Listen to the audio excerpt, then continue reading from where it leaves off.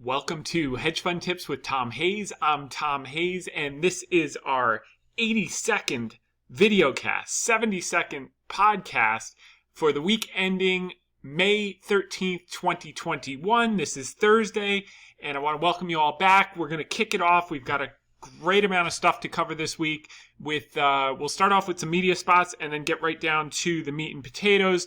So first off, I want to thank Ellie Terrett and Liz Clayman for having me on the Clayman Countdown on Friday. That was the day after last week's podcast. And if you recall, the jobs report was a complete miss, 266,000 versus 978,000. And she was asking, what that means. And really what it does is it sets the stage for the stimulus, the $4.1 trillion package to get pushed through, $2.3 trillion on infrastructure, quote unquote infrastructure, and $1.8 trillion on family spending. And that's really going to go a long way to help the recovery trade in the second half and cyclicals in the second half. I do think, and we're going to talk about some nuances here, I think going into summer, there's an awful lot of euphoria around cyclicals. If you recall, we were euphoric around cyclicals before the election and late last summer when no one wanted them. And now that they're all up 100, 150%, everyone's getting excited. And most specifically is those people who were the most negative 100% ago are the ones that are now buying in and getting all excited. So I'm getting a little more cautious on those, not in the sense that I want to sell a lot. Trim, yes. But I do want to hold the core of those positions for the next 3 to 5 years. As we covered, I believe it was 2 weeks ago or last week, you sell the banks at the next inversion, which is many years away, and we're looking to sell energy when the weight gets up to the high single digits again in the S&P. Right now it's around 2 or 3%. So there's a long room to run, but I do think as we look out over the next 3 months, with everyone getting so euphoric and so certain now that cyclicals is the trade, and with it being uniformly all those people who completely missed the first 100%, I want to start to look at some of the things that they are now dumping that we can get on sale at markdown merchandise. But going back to the segment, so, with what this jobs report, and it's certainly more likely than not a one-off, but these one-offs could persist into September when the extended unemployment benefits expire. And they've paraded out the whole administration why it's not the unemployment benefits that's causing people to refuse jobs, etc. But if you talk to any small business owner, they say people apply, you offer them the job, and then they don't show up, because I think there's a condition in order to keep receiving these benefits. You have to show that you at least applied for a job. So they're doing that part of the deal, and then they're taking the money to sit home. But these are not bad people. These are logical people that say, wait a second, I can sit home and make 30 to 40,000 a year. Let's call it a 30,000 run rate. I think it's 400 max on the state, 300 extended. So that's 7 times 4 is 28 times 4.5. So $36,000 a year run rate, or they can go work for, $15 an hour, which is $600 a week, and they lose an extra $450 a month by going to work. So it's uneconomic. That's the bad news. The good news is it will expire in September, number one, and but I don't think it's going to be a one-off per se. I think we're going to get a couple more months of this, and that could do two things. One is it could imply that growth is slightly slower than it actually is, and that will slow down growth. Not having the economy raring to go. It's like having the car in fifth gear with your foot on the brake, not enough labor to get the thing absolutely cooking.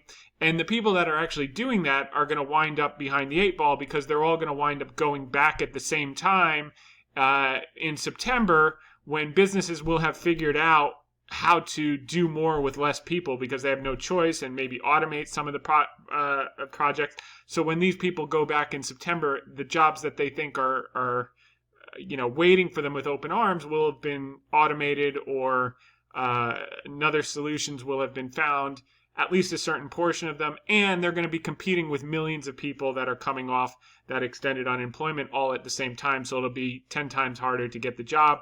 Whereas if they're in now when they're needed, maybe by September they've moved up to a higher position in the company and they're making more money. But that takes long-term thinking, and so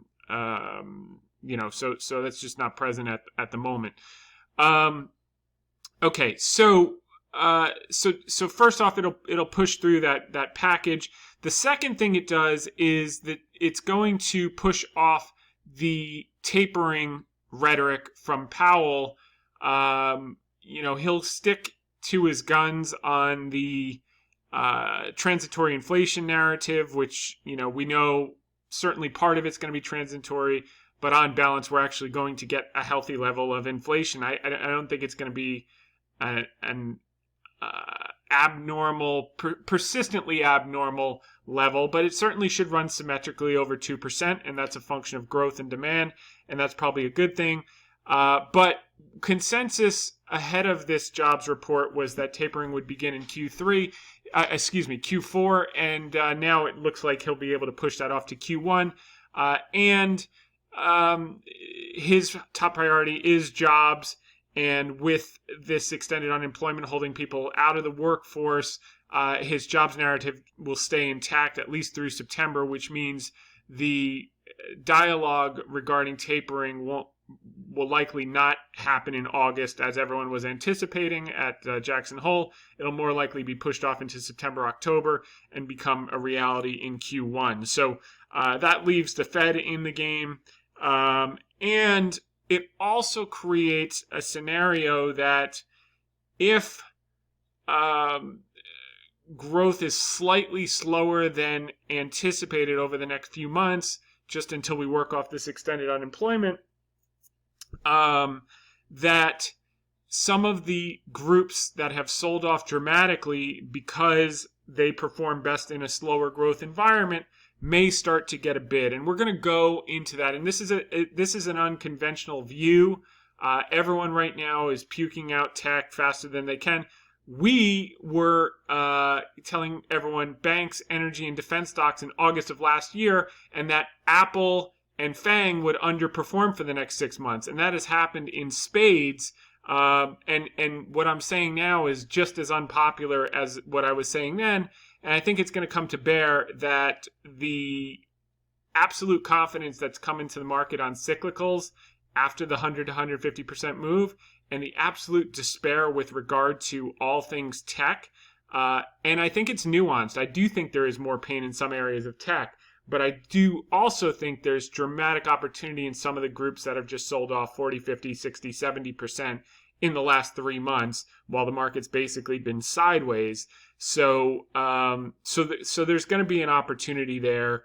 And two of the names that I talked about, these groups were in the last 2 months on inflation fears.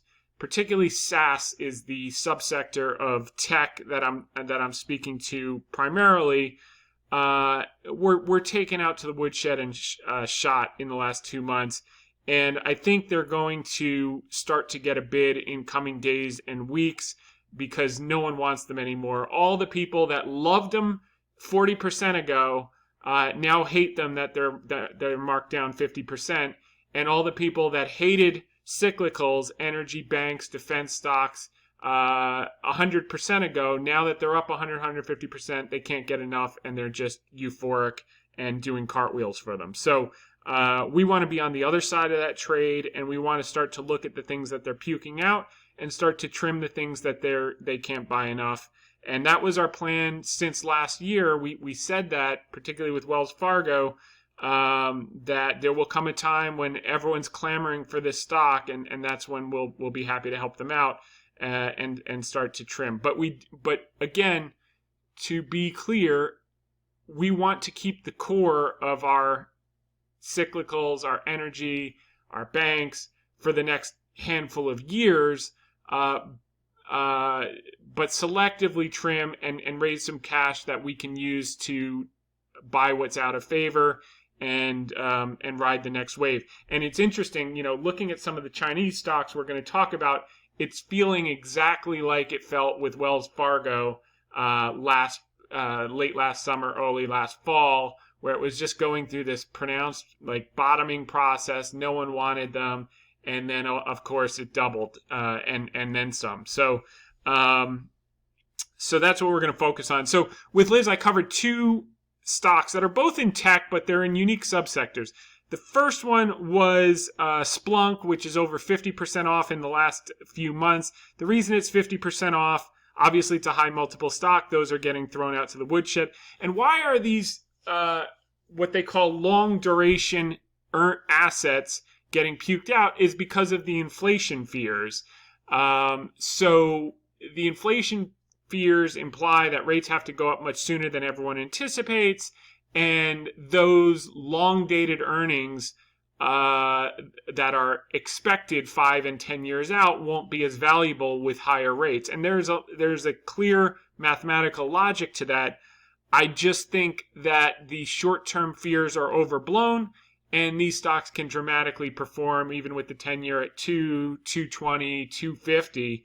250 basis points, so long as the progression to that level is orderly and not disorderly like we saw in the last 2 months or the first couple of months of the year when it went from 100 bips to 175 bips, or the previous 4 months from 50 bips to 175 bips. That was disorderly. That's why these groups got sold off. I think the orderly targets, moving forward to go from where we are, 165 to 200, 220 over the next 6 months. I think the market will be able to absorb that, and I think these stocks are going to get bid once again. So Splunk was one idea we said that's over 50% off. They do enterprise data analytics and cloud services. So why have they gotten smashed?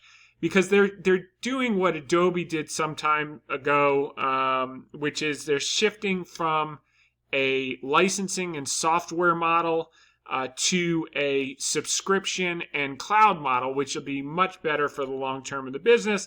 And that obviously was very bumpy, hit some rough spots, compounded by the inflation, the sector going out of favor, the pessimism on the group. But if you look at the numbers, last quarter, their cloud revenues were up 83% last quarter. And we're going to hear from them shortly. There was a note out today of an analyst, which we'll cover, talking very highly of the things he expects from some of these cloud companies. So, and high multiple stocks in incoming earnings. So that was number one, big discount. Number two is Alibaba is over 35% off the recent highs. And this is down, number one, because all of tech is down. But number two, because of the government interference, delaying the Ant Financial IPO, which is worth $300 billion. They own a third of that. And then they had the big $2.8 billion fine, which we saw in earnings this morning. But their international expansion and their core platform growth is going just fantastic.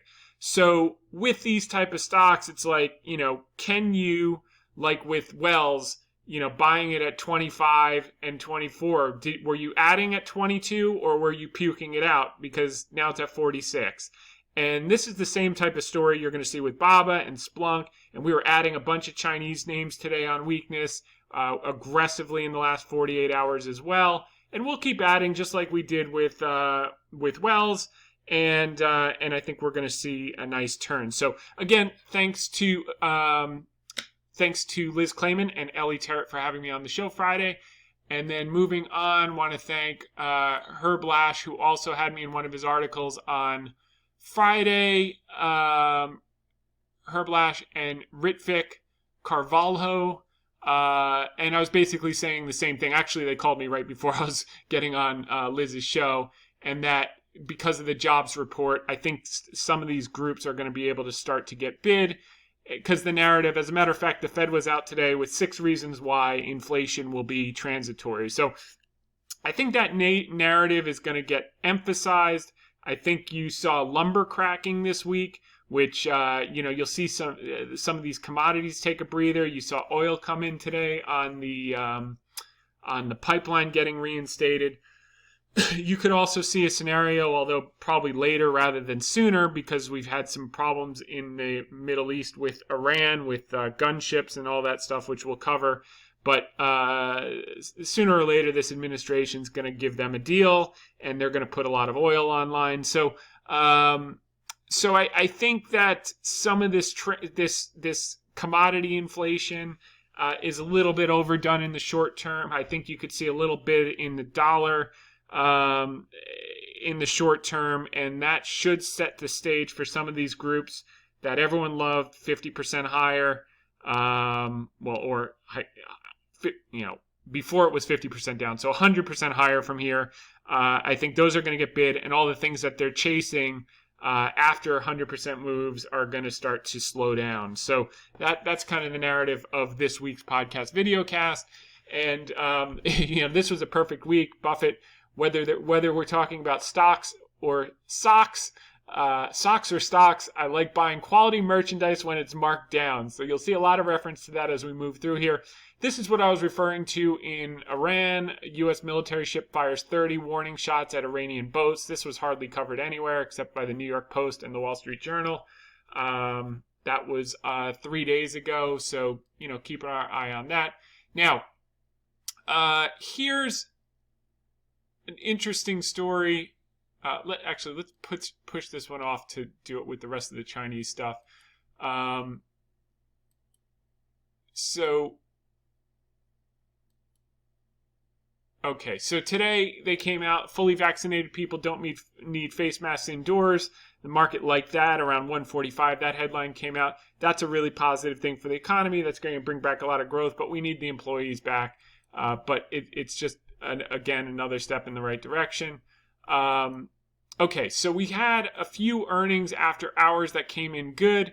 And these, again, were high multiple stocks. The baby thrown out with the bathwater. They've all gotten smashed in the last 2 months, down huge. Airbnb did better than expected. DoorDash did better than expected. And then Coinbase did better than expected. So these type of high multiple, low earning stocks that we warned about, that all fell, between 30 and 70%, some of these stocks in the last couple of months. Now they're down like crazy. No one wants them. They're beating, and I think they can start to get a bid. This is the technology sector seasonality, which is really interesting because basically it shows, this is from equityclock.com. I don't put a lot of weight on this type of stuff, but I like to take a look. This is the average over the last 20 years. Shows the seasonality of the tech sector. So basically, from January through June, the tech sector is net flat and gets some weakness in the first half of the year, and then it starts to get bid hard in the summer, and then finishes out the year strong. So I think we could see a similar type of scenario where, and again, this is not wholesale. There are some stories like Apple we've talked about in recent weeks. I'm not convinced that this is the bottom for Apple, but some of these other software as a service companies that are smoked, if they can report decent earnings, then I think they could start get a bid and surprise a lot of people that are just puking them out as fast as they can from levels they owned at 10 to 20, 30, 40% higher. So they're out of favor. The question is the bottoming process, that seasonality helps us, one more data point. 3 oil stocks that could rise even if drilling stays muted. So this is a story by Avi Salzman over at Barron's, who is talking about Schlumberger, Baker Hughes, Halliburton, National Oil, Welvarco, and Helmerich and Payne. These are all drillers. We like these over the next 3 to 5 years. They've run huge in the last 6 months, so maybe they take a breather here. But you've been following me. We're way ahead of the curve on that. So you're going to see more great articles about banks, more great articles about energy, more great articles about cyclicals, except for the fact they're all up 150%. So you'll see very few articles about the stuff that's now beat down 30 to 70%, which is some narrow pockets of high multiple stocks and SaaS, software as a service, and a lot of Chinese stocks. And we're going to spend a lot of time on that. No one wants Chinese stocks. You can't give them away, just like banks and energy last year. Okay, so Eric Savitz at Barron's did this article quoting Greg Moskowitz's article from Mizuho Securities, and he published a note this afternoon previewing the fresh batch of results, which will include reports from companies like Salesforce, Snowflake, Okta, Palo Alto Networks, Splunk. And by the way, Palantir is a good example. They were negative into earnings. They're down from $42 down to $17. And they reported better than expected earnings and guidance. And it feels like they're starting to bottom despite having a ridiculous multiple. And, this is generally not the areas I traffic in, but when things are down, 50, 60%, 40, 50, 60%, and they have good prospects for the future, and no one wants them. Those are kind of the things I get interested in, and that's what works, and that's what's worked for years. So, that's that. It's not to say buying straight doesn't work, but there are more people that make. There are a lot. History will look. I will say this. There are more people on the Forbes 400 list buying weakness and selling strength than people on the Forbes 400 buying strength and selling weakness. That's for sure. So, however, there are tons of ways to make money, and there are plenty of people successful at different methods of doing it. This is just how I do it, and the people that follow my podcast tend to see things in a similar way. Buy low, sell high. A little old-fashioned, but it works over time. So, okay, so he goes into that. Then next, this is interesting because now we're getting into the China narrative. When I want to know what's going on in China, I first look at Australia because Australia's numbers are, you can count on them. They're solid.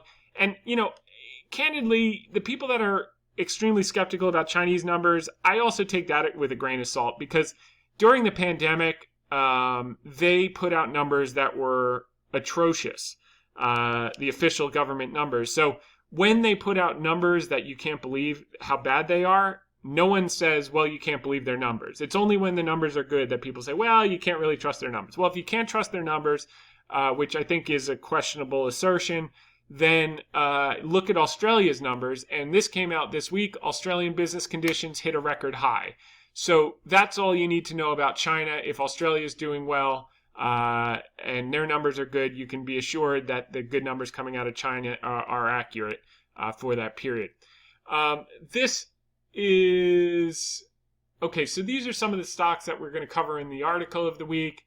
It just gives you... This is weekly charts. These are some of the stocks that were hit... directly and indirectly by the unwinding of Archegos, which we'll get into. But you can just see, Alibaba is down from, 320 down to 206. I mean, that's just, interesting. Could it go down to 180 or 160? I guess it could, but I think it's lower probability, number one. And number two, if I look out 2 to 3 years from now, I know it's going to make new highs. I mean, this is a franchise. It's got the same type of moat that Amazon has. It's growing faster internationally. They've got a cloud business that's growing. So if it goes against me in the short term, I'm perfectly comfortable. I'll buy more. I'll be trimming certain cyclicals in the short term as people get euphoric about them, and then I'll buy them back later when they take a dip. But I'll use that money to add to more Chinese stocks and certain SaaS stocks. TAL, education. This one's kind of interesting. These have always been a short target for many years, so people are always skeptical of them. But this is down from 95 to 45, so it's cut in half in a matter of a couple months. By the way, this coincides exactly with the Archegos blow up in March and April. And by the way, someone came in today at the end of the day and bought 42,000 contracts, so the right to buy 4.2 million shares of TAL at $80 at January 2022 calls. So, 7 months from now, they expect TAL to be over $80, and they bought 42,000 contracts. That is not your grandma buying 42,000 contracts. That's a big institution. And what that says to me, so where is it trading now? 45. So they expect it to more than double. Basically, to buy the 80, they're probably expecting it to make new highs in 7 months. That's very optimistic. I would never buy that far out of the money. However, that's real money behind that idea. So I think you'll start to see some smart money come into this. Tencent Music was one of Bill Wang's things. Xpev came out today with great earnings. Xpev is the ticker. Xpeng. It's an EV company, has a lot to like. That's good news for wary EV investors. This is another group, by the way, that has been thrown out. Now, I'm not wholesale buying EV producers, but I am nibbling certainly on some of the busted SPAC warrants and on some of these China names like Li, and Xpev. It was nice to see the strong earnings. The whole China basket was weak today. We were adding across the board. And we think it's going to take a little while. I mean, all of these stocks, whether it's U.S. SaaS, high multiple stocks, or China stocks, they've had a heart attack in the last 2 months because people are overblown on inflation fears. And it's going to take a little while to work through that acute fear. But I think that we're going to see that happen over the next few days and few weeks. And this is going to be a great opportunity. And someone figured that out today in really significant size as it relates to Tal, which is just, and by the way, I would never buy one of these. You got to buy a basket because, a few of them aren't going to work. One will be a fraud. But, if you have a good basket, the growth in some of these names as they turn around and sentiment changes, they'll all go back and make new highs over the next, could be 9 months, it could be 2 years, but usually it happens quicker than you expect with these type of names once sentiment changes back. This was the big thing that was holding China back. So we put money in people's pockets for our stimulus, money that will not get a return on investment. Short term, it just saved everything and held everything together with Band-Aids. What China did was they did something different. They made long-term investments. So they did a lot of investments in infrastructure, in real infrastructure like roads, bridges, charging stations, etc., in housing, in building. So they got buildings and roads and bridges. We got 100 new cryptocurrency tokens with teenagers on TikTok telling us the next one that's going to buy them a Lambo. So little different use of taxpayer money in both cases. But leaving that aside, so in the short term, our consumer did a lot better. Now they're running out of stimulus checks. Chinese consumer really was lagging. I mean, and they're 3 years ahead of us on the recovery, 3 months ahead of us because they started 3 months ahead of us. So their manufacturing numbers were great. Their industrial numbers were great. Their output was great. Everything was great except the consumer. The consumer was really still fearful because anytime a case would pop up, they would shut down the whole city and people would, have no job certainty. And small businesses had no way to plan because they could just be shut down. So now that's going away. The Chinese consumers are, quote, as we saw in this article today, opening their wallets again. And this was the big lagging effect. Will the Chinese consumer come back? And they're coming back in spades. So companies like Alibaba and some of these electric car companies, obviously you've seen sentiment shift from Tesla to domestic manufacturers of EVs in China of late. You saw the reports in the news and the protesters and all that stuff. I'm not saying it's going to be a sea change. I'm just saying that the consumer's back. They're going to start to buy this type of stuff. And Baba is going to be the biggest beneficiary because basically Baba's attached to like every consumer transaction in one way or another in China. And we saw that in earnings. The other thing is people are worried about the government. That's already known. I mean, the stock is down from, whatever, we just went over it, 320 to 206. So, this is a huge company. This is not some mom and pop shop that's down, 35%, 35-ish percent. This is one of the greatest companies in the country. And so people are like, well, the government, this and that. That's known. That's now priced in. The fine was given, $2.8 billion. They reported that in earnings. That's why they had negative earnings.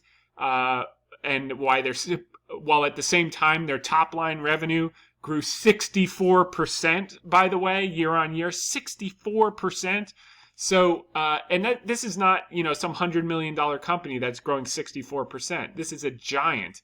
So we think the prospects are very, very promising. The other thing is Alibaba's Ant Group will let more users test China's digital yuan. So this is not a sign of a company that is on the outs with the Chinese government. As a matter of fact, the Chinese government is going to want them to succeed as much as possible, because the more successful the digital yuan is, the better it is for the Chinese government. And Ant Group, which Alibaba owns a third of, $300 billion valuation, which they want to get the IPO out. I think it's going to be a quid pro quo. Help us with the Chinese yuan. We'll take you out of the penalty box. You can IPO. Alibaba will benefit. Ant will benefit. The Chinese government will benefit. And all the Chinese stocks will benefit. So I think that's coming. The fact that they're working together, that's a positive thing. And this is something that the Chinese government wants and needs. And Ant is the company that can deliver it for them. So, and Alibaba helps in that regard. So as far as earnings today, so they had a loss due to that $2.8 billion fine. Core commerce revenue rose 72%, while cloud computing revenue increased 37%. So they're effectively just the Amazon of China. So they've got the commerce side, and then they've got a more robust commerce side because they have Taobao and they've got a few different platforms. But they also have a rigorously growing. As a matter of fact, I did a segment on this for China Global over the summer, and it was basically if they continue at the same growth pace that they're at and that they're guiding for over the next few years, their e-commerce, their cloud business is going to be bigger than AWS. That's how fast they're growing on that side of the business as well. They had 811 million annual active customers on their Chinese retail marketplaces, an increase of 32 million from last quarter, and 925 million monthly active users for China marketplaces, up 23 million from last quarter sequentially alone. So that's the story here. Great earnings, just right short-term caution with as it relates to long-duration earning growth stories until these inflation fears quell. And what we're going to see is the China inflation numbers are actually coming in lower than expected. So there is some plausibility to the transient story of the Fed. I just don't think it'll be 100% transience. I think a portion of it will be transient, and we'll finally get to over 2% on a consistent basis, which was the goal. But I don't think it's going to be long-term unnaturally high. You have some disinflationary factors in technological innovation that will help offset the growth demand, and it's going to, I think we could find ourselves 6 to 12 months out in a Goldilocks period, but leaving that aside. So Xpeng's earnings were great. That's Tal Group. Let's take a look at some of these groups here. This is utilities. So utilities we got in and we talked to you guys about in last week of February, early March. They shot out like a cannon. So you're still seeing a lot of them are up. They consolidated. Now it looks like they're getting bid again here. And our two biggest holdings in this group is AEP, went from 74 to 90 in like 6 weeks. It's consolidated sideways. Now it looks like it's getting bid. Same with Dominion, out like a rocket, consolidated for a few weeks. Now it looks like it's getting bid again. And that's interesting that they're getting bid with the 10-year creeping up. And it goes to show what I was saying. As long as the pace is reasonable, these yield sensitive and in some sense tech fits that bucket, will be able to start to find bids. Here is banks, which we've been on for a while. And this is, you look at Citi up from 40 to 75, Wells Fargo up from, 22 to 46, Bank of America from 20 to 41. So these have all doubled. Now everyone's getting excited. They could certainly keep pushing higher, certainly in the intermediate term for sure. Short term, I don't know. But so they continue to have strength. This is drug manufacturers. This was a third group that we talked about, if you remember, last week of February, first week of March. Utility staples and big pharma. We already saw the utilities. So the big pharma, some of these are starting to really move. The two big ones that we've been talking about since late February, early March is Pfizer, which is now up 20, I think it was 28.1%. Is that correct? Or 21 point, anyway, it's 33 to 40 and change. So about 20% in 8 weeks, plus the dividend. They've now got it approved for 12-year-olds, plus you got the booster shots coming, plus you got the international rollout. So I think that can keep working higher, even if it has to consolidate a little bit in the short term. Novartis is our second one. This one is starting to get bid the last couple of weeks. I'll show you the daily. So we shot up, then we consolidated. Now it looks like it wants to finally break out again here, and I think that it's really got a lot of room to run. So that's one laggard. A lot of the stuff we've talked about two months ago has run quite a bit, and certainly the stuff we talked about last year has all run triple digits. But these are I'm trying to get you guys some stuff that is actionable in the short term. I think Novartis is a laggard that can move. So that's a lot on the drug companies. Now we're talking about defense stocks, defense and aerospace. We were pushing for hard last year, and you look at what's happened since. Now they've really got a bid. They're going to keep going, even if they consolidate a little bit, but they've really, really taken off over the last few months, so that's good to see. But if you look at this longer term context, like look at a Boeing. Boeing, we love. It's pulled back in the last few weeks. Why? Because they keep screwing up execution, but it's an oligopoly. Literally, the wings could fall off the plane and they would work it out and people would still order their planes. Why? Because there's nowhere else to go. You've got Airbus, you've got Boeing. That's basically it. So they've got to work it out. They're working with the government. They're fixing all this stuff. I think Boeing is actionable here. I think that's a very attractive opportunity. Lockheed is probably still actionable here. You look at the commercial aviation recovery of the second half. Northrop has run a huge amount, but again, let's take a look at the monthly. These things look like they want to take off. General Dynamics, it's run huge, but these things are all going to eventually work their way to new highs. But as far as risk reward, I think Boeing down here has still got a long way to go based on what's happening. All right, what are we looking at now? Utilities. Okay, so just updating you on what's been happening with that. So Kellogg was our biggest. What did we say? Soup and cereal, if you remember from the TV spots. So Campbell's ran from 56 to now it's at 67. Then it took a breath. Crushed it on earnings. They're all passing through and increasing prices. That's a good thing for as stockholders, not a great thing for consumers. So this is breaking out. We think that's got more to run. So that's been a huge move. And then here was the other one, Campbell Soup. So those were our two big ones, soup and salad. So that ran huge right after we put it out for 4 weeks. It's consolidated for like 6 weeks, and now it looks like it wants to take another run. So we'll keep an eye on that. Probably still some opportunity in that. And then some of these others like Hormel, we don't have any exposure there, but there's some opportunity in the group.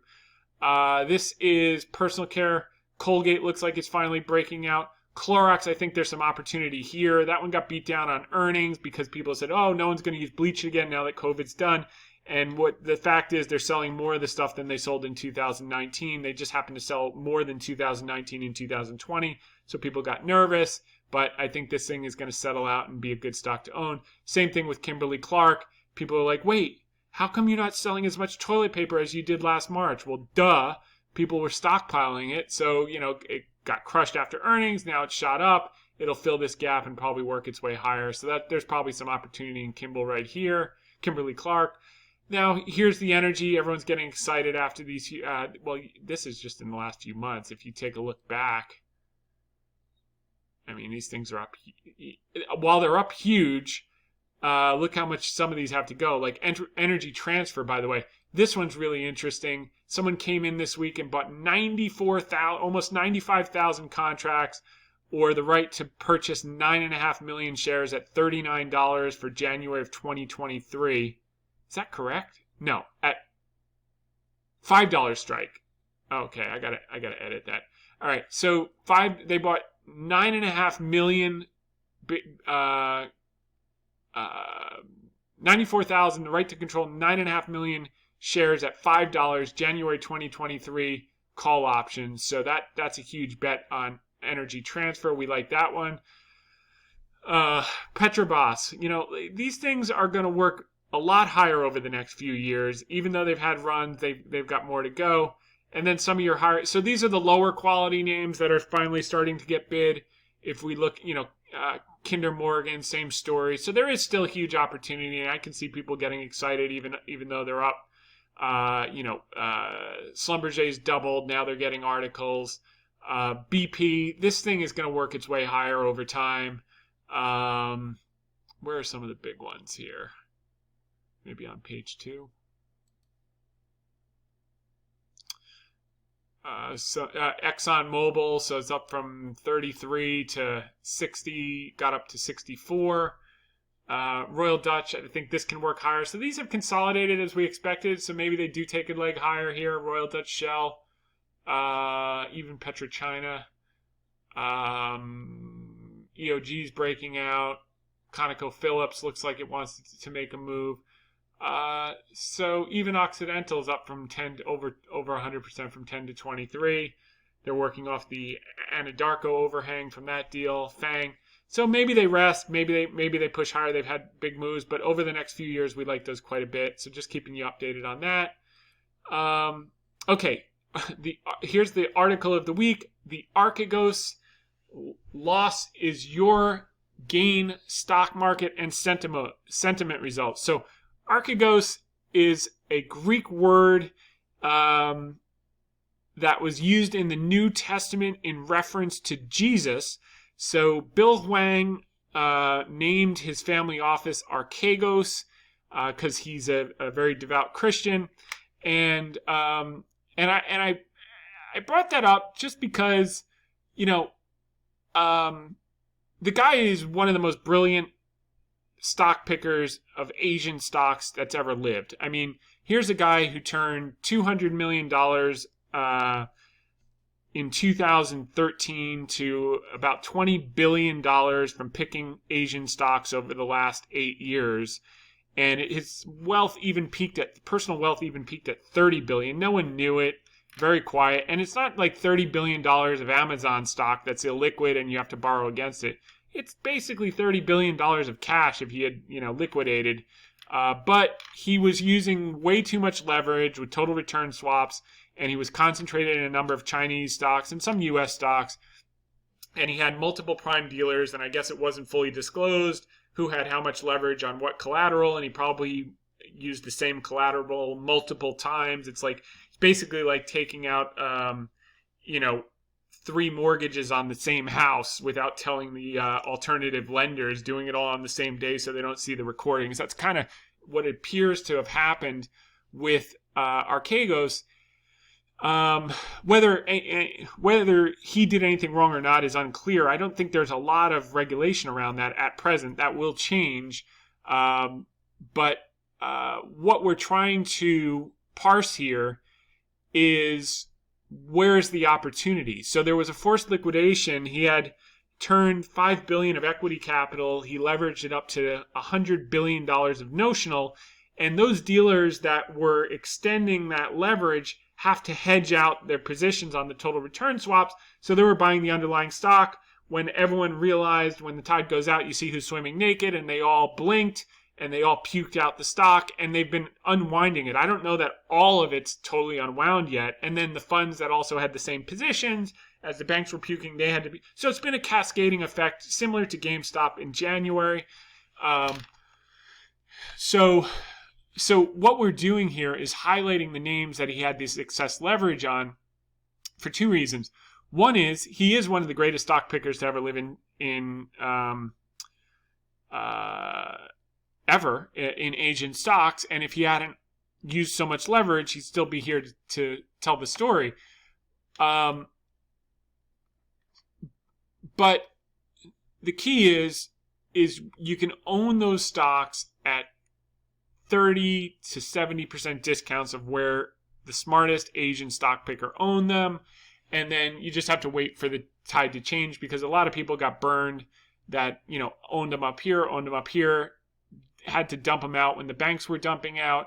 And now they've got to find a bottom, and they've got to find a new set of buyers. And who are they buying? Well, it's shifting from the momentum stocks that were the momentum buyers that were up here buying breakouts and getting their head chopped off. These were all breakouts, and then they just collapsed.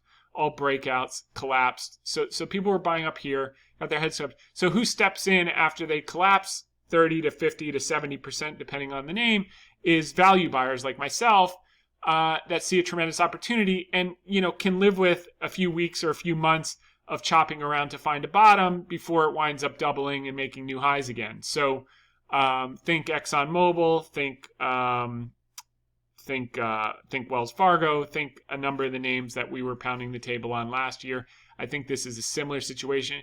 And I think the bottoming process may be a little bit quicker on these because you're not in the middle of a pandemic and, everyone realizes we have a recovery here. So now it's just a question of kind of quelling the inflation narrative and letting a bit, maybe getting some, it could be COVID variants. It could be anything, weak jobs numbers that people say, well, maybe it's going to be a little slow in the short term. And then the bid will come back into some of these tech and SaaS stocks.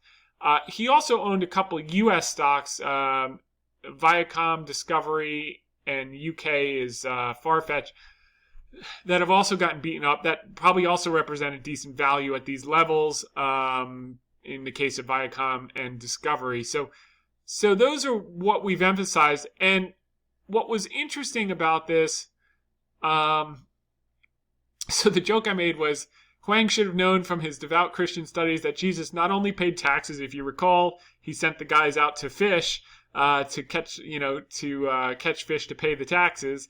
But apparently Jesus had to pay margin calls as well. That was a play on his Archegos name. So I'll keep my day job. I won't make it very far as a comedian, but anyway, moving right along. Okay, so the point is that these moves down in the Chinese basket were compounded. There were a number of factors at play. The antitrust headwinds in China, the seasonal factors of tech being weak the first half of the year, and then the structural deleveraging from the Archegos blow up compounded this. So you're getting these names at a material discount, and nothing is changed in the underlying business. And if anything, like in the case of Baba and Xpev, the underlying fundamentals, although you could argue are still too expensive, have improved since when the stocks were 100% higher from here. So I like that kind of story, even if I can't really wrap my head around some of the multiples. These multiples are always going to be high because their stories are always going to be manana. So all you need for the manana story to work is for interest rates to be somewhat stable, even if they creep up higher, and inflation narrative to cool down. And they're going to do that. But if you look at the China data, so the point I wanted to make was that nothing's changed in the Chinese economy that would, or outlook, that would cause this type of thing. This was just a structural deleveraging from Wang, seasonal headwinds for the sector, and a bit of uncertainty with U.S.-China relations, and that'll get ironed out with this administration, in our view. So, and by the way, us saying that we were not going to stand behind Taiwan which is a complete about face from what the previous administration said, is a huge olive branch to China. So I think those relations are probably going to improve sooner than most expect. But, right now all the focus is on the pandemic and getting the vaccinations out and dealing with that, which is moving right along. This is the big number you want to see. So retail sales up 34.2% year on year. By the way, by March of last year, China was actually exiting their problem just as we were entering it, because they were 3 months ahead of us. Theirs started in December, ours started in March. So these numbers, like I said, not only are we seeing the earnings reports, the economics coming in better than they were at the peak, but the country's numbers are coming in stronger as well. You see the manufacturing PMI. Exports and imports blew the doors off in terms of over estimates, you can see here. And CPI, inflation numbers, were actually lower than anticipated on this week's, on the year-on-year print and the month-on-month print.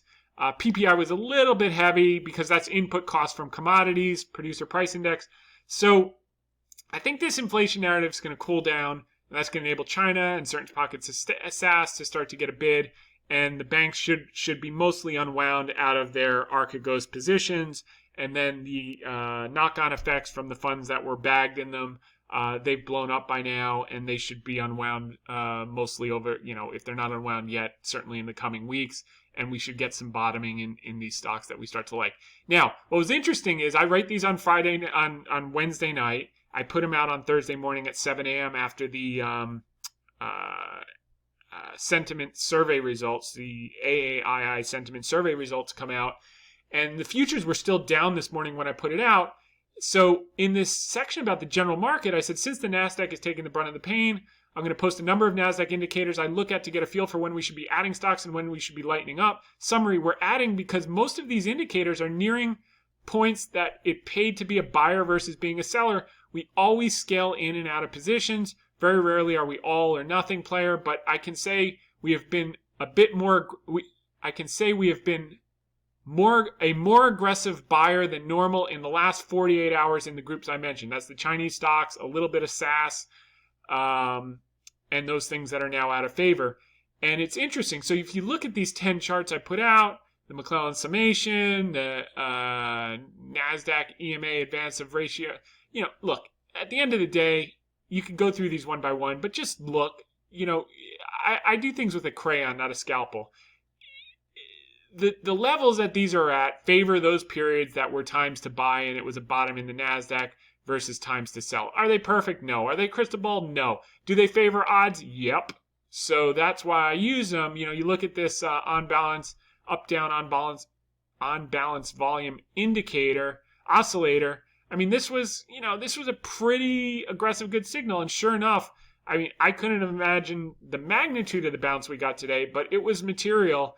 And whether it was today or whether it was 3 days from now, and maybe we'll get a red day and then we'll bottom some more. But these are getting closer to buy points versus sell points. And fears kick back in. The advanced decline issues on the Nasdaq was at that level. The same thing with same on the NYSE as well. So the other thing that I said to support the case that we were due for a bounce or start the bottoming process was, did I mention earnings estimates for 2021 and 22 jumped up again this week, which we've been covering. And just 4 weeks ago, earnings were at 175. I said, look, I think we could hit 190 or 200 for 2021 and 215 plus for 2022. Well, I thought that would happen by the end of summer, but that's not the case. We're almost there. It jumped up to 187 for 2021 S&P earnings and 209 already for 2022. So we're ahead of schedule on this, and that's been the case for the last 4 months that analysts have had. They were too pessimistic. They've had to keep taking up their earnings. I think that's going to persist, maybe at a slower rate over the summer, but it was just the pessimism was severe. And the key here is, the reason I did NASDAQ is because that's where the pain is. I wasn't saying, this sell-off is over. Double down on Wells Fargo. That's already up 100+%. I'm saying the pain looks like it's nearing an inflection. Therefore, let's buy what's down that we're going to get the biggest bang for our buck. And that's where we've been focused. China was still red today, so there was still pain there. We'll see if they start to get a bid, but it's okay. This is part of that's how you scale in and you scale out. We've been aggressive the last 3 days now in that group, and we'll continue to add more over the next week until it reverses, and then we'll just let it go. And that's that. So that's earnings. Fear came in the AAII sentiment. I'll bet that is more significant because they collect them by like Wednesday night. So I'm sure they're getting some Tuesday reads when everyone was happy and they weren't scared. So that number's probably actually lower. I just want to pull up National Association of Active Investment Managers because they change it on Thursday. Perfect. Okay. So this is really interesting. So fear's coming in on this. I think this number is lower than it actually is because it didn't account for yesterday's fear. Fear and greed got down to 37 yesterday, so fear finally crept in after being in the mid-range for months, around 50. And then the National Association of Active Investment Managers, I'm like, gosh, I wish they were more scared. It dropped down to 87, but that was as of this morning. They print the new one on Thursday. It's now down to 46%. So it's dropped all the way down here. And as you can see, for the most part, when it's in the low 50s and 40s on these mini bounces, that's closer to a bottom than a top. You do get these exceptions like this huge drawdown in like Q4 2018 when Powell was raising rates into weakening economic data, like unreal how bad he started out of the gate. But he redeemed himself during the pandemic. He saved us from a Great Depression. So hats off. But on balance, when you're down at these levels, with the exception of the pandemic and when Powell, really blew it in his, out of the gate, generally down here, 45 to 55, the odds favor being a net adder versus a seller. And that's where we are now. So 46.86 as of tonight. That's not to say you can't get these type of things, but these are low probability events. Despite having had two of them in 2 years, they were exceptional events. Okay, so our message remains the same. Don't get distracted with the general indices. They're going to do what they do. Given the consensus has been looking for a 10 to 20% correction in the past few weeks, on the sell in May, go away was their edge and reasoning. Odds are we don't get anything even close to that in the S&P 500. We'll see. I mean, this is interesting. I wrote this last night after I think the Dow was down 600 something points yesterday. So it was, pretty aggressive call. And, today we got to bounce. I think it's going to take a little bit for this process to bottom. But most of the indicators are pointing to odds favor adding selectively versus puking. And more likely, there's going to be just enough turmoil for market makers to sell a ton of expensive insurance premium that expires worthless to the weak-handed late money who missed last year's rally and chased at the wrong time this year. This is very important, and we've talked a lot about this in the past. Yesterday was that day, that huge spike in the VIX. What does VIX measure? It measures at the money implied volatility. So, market makers were having a field day yesterday selling expensive put options to scared weak hands after the Nasdaq was down 8% in 3 or 4 days. They sold it to them. They couldn't sell enough. Sold to you. And none of that premium is going to wind up expiring in the money. The makers are going to take that money and go to the beach this summer. So, okay, now, caveat. Fear is not yet at extreme. We could see a bit more pain in the general indices before we find solid footing. That said, waiting too long to scale into individual bargains can be costly. As the old saying goes, if you wait to hear the robins sing, it's already spring and you missed it. That's a Buffett quote. By the way, if you're listening to the podcast versus the VideoCast, you're going to get cut off in a minute. Just go to hedgefundtips.com and click on the VideoCast and fast forward to minute 60. You'll be able to pick up word for word exactly where you left off. Also, you can rewind and go look at some of the charts that we went over during this session, and that'll help you visualize what we've been talking about as well. Okay, so China stocks and SPAC warrants were our primary focus in the last 48 hours as we used the fear to load up our shopping cart on hugely discounted merchandise. We expect to do a bit more shopping this week, but are pleased with the opportunities we've been able to take advantage of so far. As for Bill Wang, I wouldn't bet against him. These guys always come back. It may take longer than 3 days for his resurrection, but rise again he shall, albeit with a lot less leverage and capital. So, moving right along. Now, this quote from Peter Lynch speaks to what I said about the market makers. Far more money has been lost by investors preparing for corrections or trying to anticipate corrections than has been lost in corrections themselves. And that's where market makers get paid, and dealers selling you hugely expensive premium after the market's down a few percent, taking that money and then watching the market rip right back up, and you're left holding the bag. So, just be leery of this. The time to buy insurance is when it's not raining.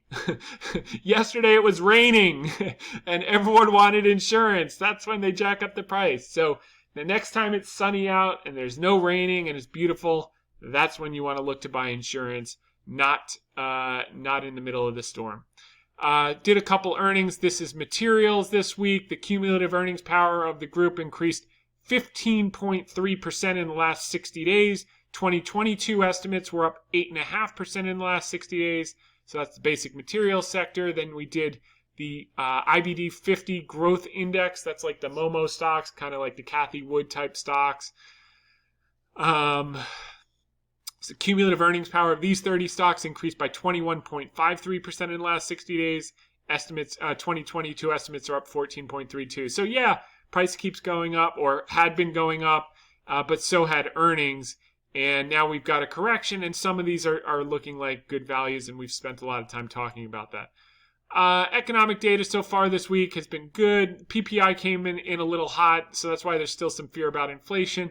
The initial jobless was better than expected. The continuing claims was flat, so that should be coming down. That's been stubbornly high, but we talked about the reasons why at the beginning of this call. Core CPI, there is some transience in this. I think that narrative will come down, but we also should expect better inflation because growth is gonna happen with the amount of stimulus in the system. So it'll be a healthy and I think steady stair-step level of inflation, not like a hyperbolic, hyperinflation type of thing.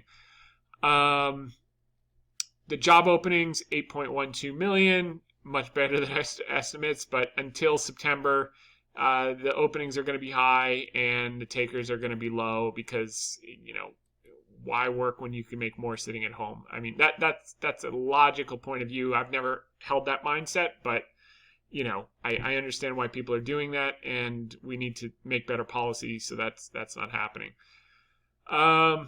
Okay, earnings, just, again, strong across the board. We can just cut to the chase here. Estimates are up.